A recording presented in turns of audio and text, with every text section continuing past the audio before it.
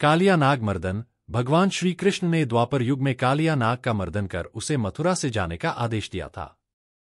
लेकिन भगवान श्री कृष्ण के एक श्राप के कारण वह आज भी मथुरा में ही है। भगवान श्री कृष्ण ने ब्रज बहुत सी लीलाएं की हैं, जिसमें से एक कालिया नाग मर्दन भी है। भगवान श्री कृष्ण ने यमुना को जहरीला बनाने वाले कालिया नाग का मर्दन कर मथुरा वासियों का उद्धार किया था। मथुरा से लगभग 5 किलोमीटर की दूरी पर जैंत गांव में आज भी कालिया नाग मौजूद से और वहां उसकी पूजा भी की जाती है। मान्यता है कि कालिया नाग मंदिर में पूजा करने से कालसर्प दोष से मुक्ति मिलती है।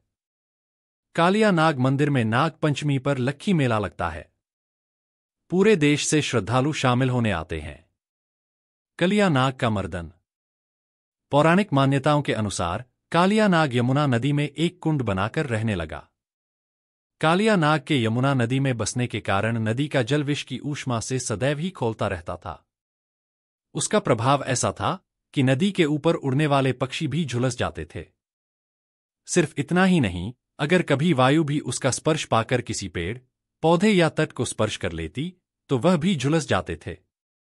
एक दिन श्री कृष्ण अपने सखाओं के साथ यमुना तट पर गेंद खेल रहे थे, तभी उनकी गेंद जाकर यमुना में जा गिरी। उस गेंद को निकालने के लिए जब कान्हा नदी में जाने लगे तब उनके साथियों ने उन्हें रोकने की कोशिश की। भगवान श्री कृष्ण के सखाओं ने कहा कि नदी में कालिया नाग रहता है, लेकिन श्री कृष्ण जी ने उनकी एक बात न सुनी और नदी में कूद पड़े। श्री कृष्ण के नदी में कूदने की खबर जैसे ही मां यशोदा और गांव वालों को पता चली तो वह भी दौड़कर नदी के किनारे आ खड़े हुए। वहां कालिया नाग ने भगवान श्री कृष्ण को भी अपने विष का शिकार बनाने की कोशिश की, लेकिन वह ऐसा नहीं कर पाया। लेकिन श्री कृष्ण ने विषैले कालिया नाग को अपने वश में कर लिया।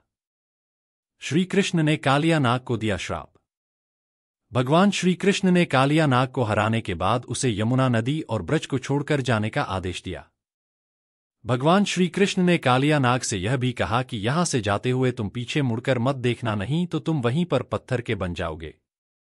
भगवान श्री कृष्ण की बात सुनकर कालिया नाग वहां से जाने लगा। कुछ दूर जाकर जैसे ही उसने पीछे मुड़कर देखा तो वह वहीं पर पत्थर का बन गया।